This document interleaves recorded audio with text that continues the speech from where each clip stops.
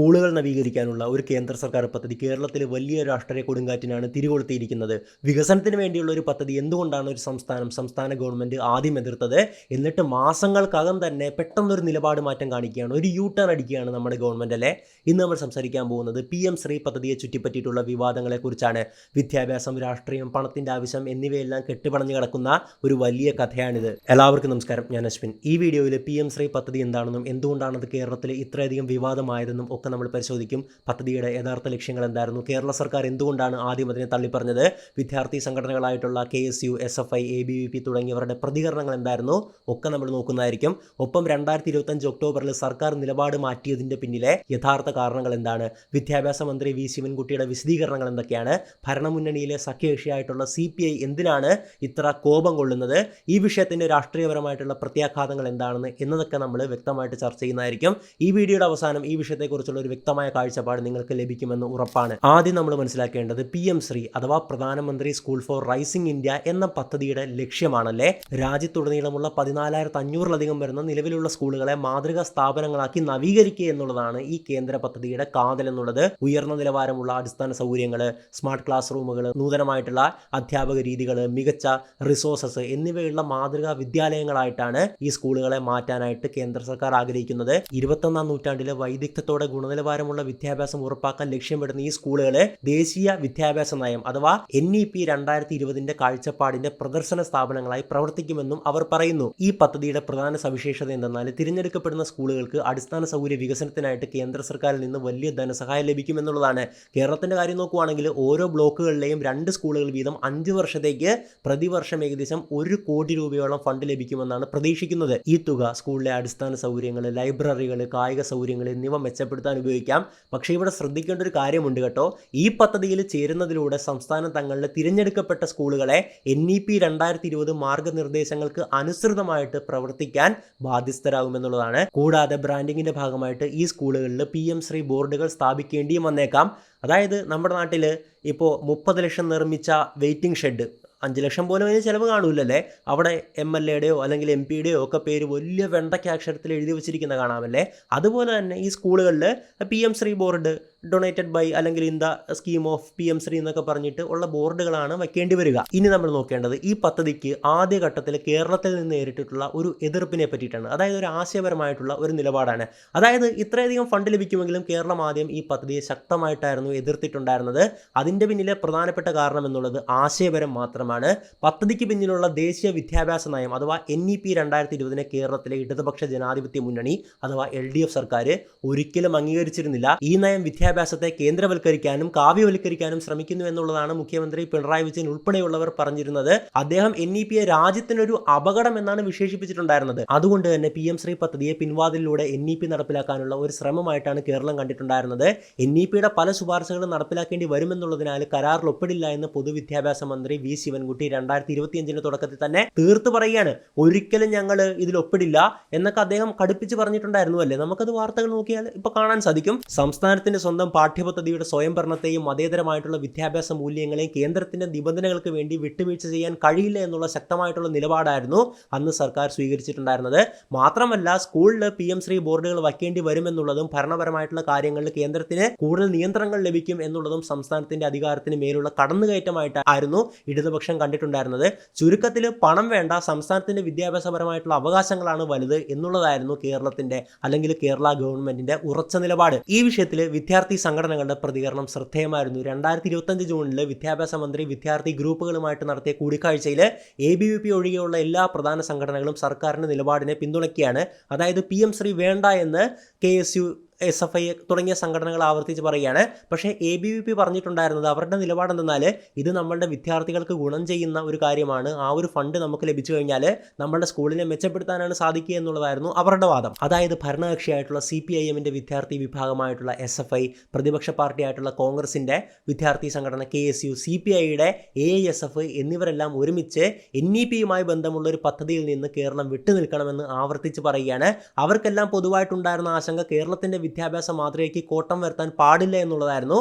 എന്നാൽ BJPയുടെ വിദ്യാർത്ഥി വിഭാഗമായിട്ടുള്ള ABVP ഇതിനെ എതിർക്കുകയാണ്. കേരളം പദ്ധതിയിൽ ചേരാത്തത് വഴി 1500 കോടി രൂപയുടെ കേന്ദ്ര ഫണ്ട് വിദ്യാർത്ഥികൾക്ക് നഷ്ടപ്പെടുത്തുകയാണെന്നും തങ്ങൾ പ്രതിഷേധം തുടരുമെന്നും അവർ പറയുകയാണ്. എങ്കിലും 2025 പകുതി വരെ SFIയും KSCയും ഉൾപ്പെടെയുള്ള വിദ്യാർത്ഥി സംഘടനകൾ സർക്കാരിന്റെ നിലപാടിന് പിന്നിൽ നിലയുറച്ചത് വളരെ അപൂർവമായിട്ടുള്ള ഒരു കാഴ്ചയായിരുന്നു. ഇനിയാണ് ട്വിസ്റ്റ്. ഗവൺമെന്റിന്റെ നിലപാട് മാറ്റം അഥവാ U-turn അടിക്കുക എന്ന് പറയത്തില്ല. ഈ ഒക്ടോബറിൽ കാണാൻ പറ്റിയൊരു കാഴ്ചയായിരുന്നു. ഇത് തീർത്തും ഗവൺമെന്റിന്റെ ഒരു നിലപാട് മാറ്റം എന്ന് പറയുന്നതിനേക്കാൾ നല്ലത് CPIMന്റെ നിലപാട് മാറ്റം എന്ന് പറയുന്നതായിരിക്കും ഒന്നുകൂടെ ശരി. കാരണം CPI ഇപ്പോഴും ഇതിനെ ശക്തമായിട്ട് എതിർക്കുന്നുണ്ടല്ലേ.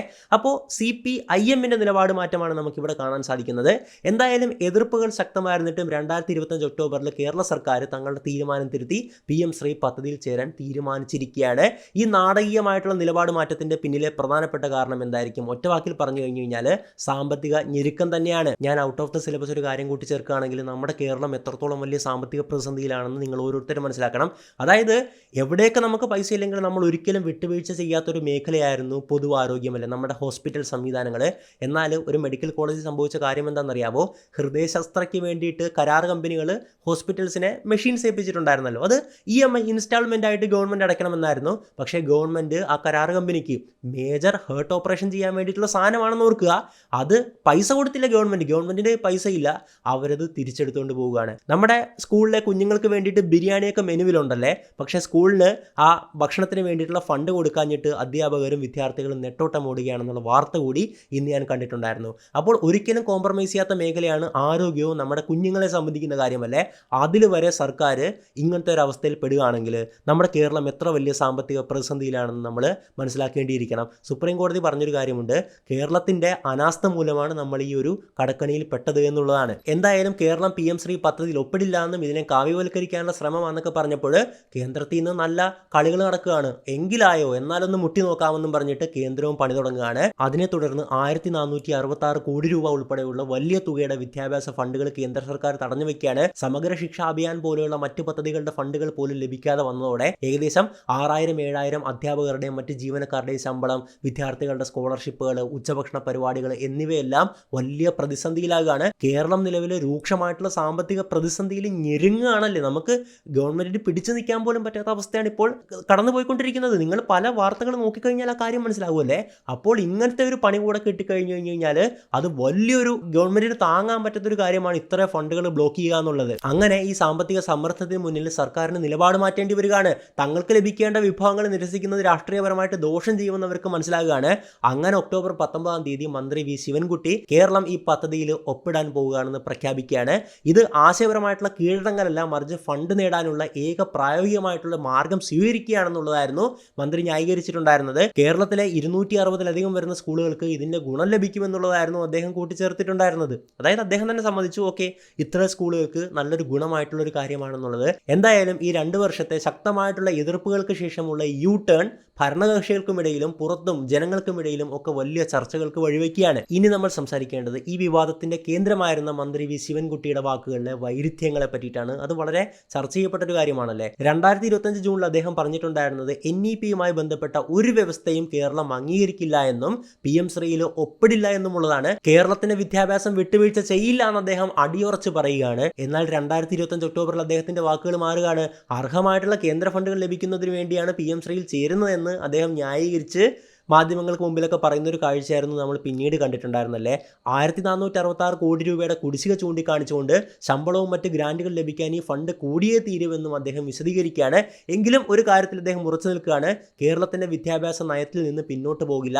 കേരളം ഈ പദ്ധതിയെ തങ്ങളുടെ സ്വന്തം വ്യവസ്ഥകൾ നടപ്പിലാക്കുമെന്നും NCERT പാഠപുസ്തകങ്ങളിൽ മാറ്റം വന്നപ്പോൾ കേരളം സ്വന്തമായി ബദൽ പാഠപുസ്തകങ്ങൾ അച്ചടിച്ചത് ഉദാഹരണമായിട്ട് ചൂണ്ടിക്കാട്ടി നയം സംരക്ഷിക്കുമെന്ന് അദ്ദേഹം ഉറപ്പ് നൽകുകയാണ്. ഇനി നമ്മൾ സംസാരിക്കേണ്ടത് CPI കമ്മ്യൂണിസ്റ്റ് പാർട്ടി ഓഫ് ഇന്ത്യയുടെ പ്രതിഷേധവും സഖ്യത്തിലെ ഭിന്നതയുമാണ്. അതായത് CPI ഉണ്ട്, CPIM ഉണ്ട്, നിങ്ങൾക്കറിയാലോ അല്ലേ. ഈ തീരുമാനം LDF സഖ്യത്തിലെ പ്രധാന കക്ഷിയായിട്ടുള്ള CPIയെ മൊത്തത്തിൽ ചൊടിപ്പിക്കുകയാണ്. ഇത് NEP-ക്കെതിരായിട്ടുള്ള ഇടതുമുന്നണിയുടെ കൂട്ടായിട്ടുള്ള നിലപാടിനോടുള്ള വഞ്ചനയായിട്ടാണ് അവർ കണ്ടിട്ടുണ്ടായിരുന്നത്. CPI സംസ്ഥാന സെക്രട്ടറി ആയിട്ടുള്ള ബിനോയ് വിശ്വം തുറന്നടിച്ച് സംസാരിക്കുകയാണ്. നിലപാട് മാറ്റത്തെ ന്യായീകരിക്കാൻ പദ്ധതിയിൽ ഒരു മാറ്റവും സംഭവിച്ചിട്ടില്ല എന്നും ഇത് NEP-യുടെ വിപുലീകരണമാണെന്നും ഒക്കെ അദ്ദേഹം പറയുകയാണ്. ആ പറഞ്ഞത് ശരിയാണ്, ആദ്യത്തെ സ്റ്റേറ്റ്മെൻറ്റ് ശരിയാണ്. അതായത് കേന്ദ്ര സർക്കാരിൻ്റെ ഭാഗത്ത് നിന്ന് പദ്ധതിയിൽ മാറ്റങ്ങളൊന്നും ഉണ്ടായിട്ടില്ല, അന്ന് പറഞ്ഞത് തന്നെയാണ് ഇപ്പോഴും ഉള്ളത്. അപ്പോൾ അതാണ് നടപ്പിലാക്കുമെന്ന് പറഞ്ഞിട്ടുള്ളത്. അപ്പോൾ ഇങ്ങനെ ഒരു നിലപാട് മാറ്റത്തെ ഒരിക്കലും ന്യായീകരിക്കാൻ പറ്റില്ല എന്നും പറഞ്ഞിട്ട് ഇപ്പോൾ ഇന്നും കൂടെ വന്ന വാർത്തയുള്ളൂ, കേന്ദ്ര നേതൃത്വത്തിന് കത്തയക്കുമെന്നൊക്കെ ഉള്ളതായിരുന്നു ബിനോയ് വിശ്വം പറഞ്ഞിട്ടുണ്ടായിരുന്നത്. കൂടാതെ സഖ്യകക്ഷികളുമായിട്ട് വേണ്ടത്ര കൂടിയാലോചന നടത്താതെയാണ് തീരുമാനമെടുത്തത് എന്നതിലും CPIക്ക് കടുത്ത അതൃപ്തി ഉണ്ടായിരുന്നു. വിദ്യാഭ്യാസ മന്ത്രി ശിവൻകുട്ടിയുടെ തീരുമാനത്തെ പാർട്ടി പത്രത്തിലൂടെയും അല്ലാതെയും ഒക്കെ തന്നെ CPI കടന്നാക്രമിച്ച് വിമർശിക്കുകയാണ്. ഈ വിഷയം മുന്നണിയിൽ ചർച്ച ചെയ്യണമെന്ന് CPI ആവശ്യപ്പെട്ടതോടെ ആശയപരമായിട്ടുള്ള നിലപാടുകൾ വേഴ്സസ് സാമ്പത്തിക അതിജീവനം എന്നൊരു വലിയ ഭിന്നത ഇടതു മുന്നണിക്കുള്ളിൽ രൂപപ്പെടുകയാണ്. CPIMന്റെ നേതാക്കൾ ഇത് വളരെ അത്യാവശ്യമായിട്ട് വന്നൊരു കാര്യമാണ് എന്നൊക്കെ പറഞ്ഞ് തടിയൂരാൻ ശ്രമിച്ചെങ്കിലും മുന്നണിക്കുള്ളിൽ ഈ വിഷയം ഇപ്പോഴും വലിയൊരു മുറിവായിട്ട് തന്നെയാണ് നിലനിൽക്കുന്നത്. ഇനി നമുക്ക് രാഷ്ട്രീയപരമായിട്ടുള്ള പ്രത്യാഘാതങ്ങളെ പറ്റി സംസാരിക്കാം. അതായത് നിലപാട് മാറ്റം വരുത്തിയതോടെ പ്രതിപക്ഷം ഇത് സർക്കാരിനെതിരെ ശക്തമായിട്ടുള്ള ആയുധമാക്കി മാറ്റുകയാണ്. ഒന്ന്, BJP നേതാക്കൾ ഈ തീരുമാനത്തെ സ്വാഗതം ചെയ്തുവെങ്കിലും ഇത് വളരെ വൈകി വന്ന തിരിച്ചറിവാണെന്നും NEP എതിർത്തതിലൂടെ 1500 കോടി രൂപയുടെ ഫണ്ടാണ് കേരളം കളഞ്ഞത് എന്നും വിമർശിക്കുകയാണ്. NEP ശരിയായിരുന്നുവെന്ന് ഇടതുപക്ഷം സമ്മതിച്ചതിന് തുല്യമായിട്ടുള്ള നിലപാടാണ് ഇതെന്നാണ് BJP പറഞ്ഞത്. രണ്ട്, കോൺഗ്രസ് ആണ്. കോൺഗ്രസ് പറഞ്ഞത് ഇടതുപക്ഷത്തിന്റെ കപടതയാണ് ഇതിലൂടെ വെളിപ്പെട്ടത് എന്നുള്ളതാണ്. CPIM പരസ്യമായിട്ട് NEPയെ എതിർക്കുകയും രഹസ്യമായിട്ട് BJPയുടെ പദ്ധതിയെ അംഗീകരിക്കുകയും ചെയ്തുവെന്നാണ് കോൺഗ്രസ് ആരോപിച്ചിട്ടുണ്ടായിരുന്നത്. ചില നേതാക്കൾ ഇത് CPIMും BJPയും തമ്മിലുള്ള രഹസ്യ സഖ്യത്തിന്റെ സൂചനയാണെന്ന് വരെ പറഞ്ഞു കളഞ്ഞു. മൂന്ന്, വിദ്യാഭ്യാസ പ്രവർത്തകരാണ്. അവരും ആശങ്കയിലാണ്. ഫണ്ട് കിട്ടുമ്പോൾ പാഠ്യപദ്ധതിയിലും മറ്റും കേന്ദ്രത്തിന്റെ നിയന്ത്രണം വരാനുള്ള സാധ്യതയുണ്ട് എന്നവർ മുന്നറിയിപ്പ് നൽകുകയാണ്. ഇതൊരു സ്ലിപ്പറി സ്ലോപ്പ് ആകുമോ എന്നുള്ളതാണ് അവരുടെ ഭയം. ചുരുക്കത്തിൽ ഞങ്ങൾ പണ്ടേ പറഞ്ഞിരുന്നു എന്ന് BJPയും കപടത കയ്യോടെ പിടിച്ചുവെന്ന് കോൺഗ്രസും പറയുമ്പോൾ ഭരണകക്ഷിക്ക് അവരുടെ ആശയപരമായിട്ടുള്ള നിലപാട് വിട്ടുവീഴ്ച ചെയ്തു എന്നൊരു പഴിയാണ് ഇപ്പോൾ കേൾക്കേണ്ടി വരുന്നത്. ഇനി നമുക്ക് സർക്കാരിന്റെ, സ്പെസിഫിക്കലി വിദ്യാഭ്യാസ മന്ത്രിയുടെ അന്തിമമായിട്ടുള്ള ന്യായീകരണത്തെ പറ്റി സംസാരിക്കാം. വിമർശനങ്ങളെ നേരിട്ടുകൊണ്ട് കേരള സർക്കാർ തങ്ങളുടെ തീരുമാനം ന്യായീകരിക്കുന്നത് പ്രധാനമായിട്ടും 3 കാര്യങ്ങളിലാണ്. ഒന്നാമത്തത് ഫണ്ട് ഞങ്ങളുടെ അവകാശമാണെന്നുള്ളതാണ് പറയുന്നത്. ഈ 1500 കോടി രൂപ കേരളത്തിലെ ജനങ്ങൾ നൽകിയ നികുതി പണമാണ്, അത് വിദ്യാർത്ഥികൾക്ക് അവകാശപ്പെട്ടതാണ്. ഈ ഫണ്ട് നിഷേധിക്കുന്നത് ഒരു സംസ്ഥാനത്തിന് താങ്ങാൻ കഴിയില്ല. ഇതൊരു അവതാര്യമല്ല, ഞങ്ങളുടെ അവകാശമാണെന്നാണ് സർക്കാർ പറയുന്നത്. തീർച്ചയായിട്ടും. പക്ഷെ നമ്മൾ ചിന്തിക്കേണ്ടത് ഇത് തന്നെയാണ് പണ്ട് കേന്ദ്ര സർക്കാർ പറഞ്ഞിട്ടുണ്ടായിരുന്നത്. ഇത് നിങ്ങളുടെ അവകാശമാണ്, നിങ്ങൾക്കുള്ള ഫണ്ടാണ് എന്നുള്ളതായിരുന്നു സർക്കാർ പറഞ്ഞിട്ടുണ്ടായിരുന്നത്.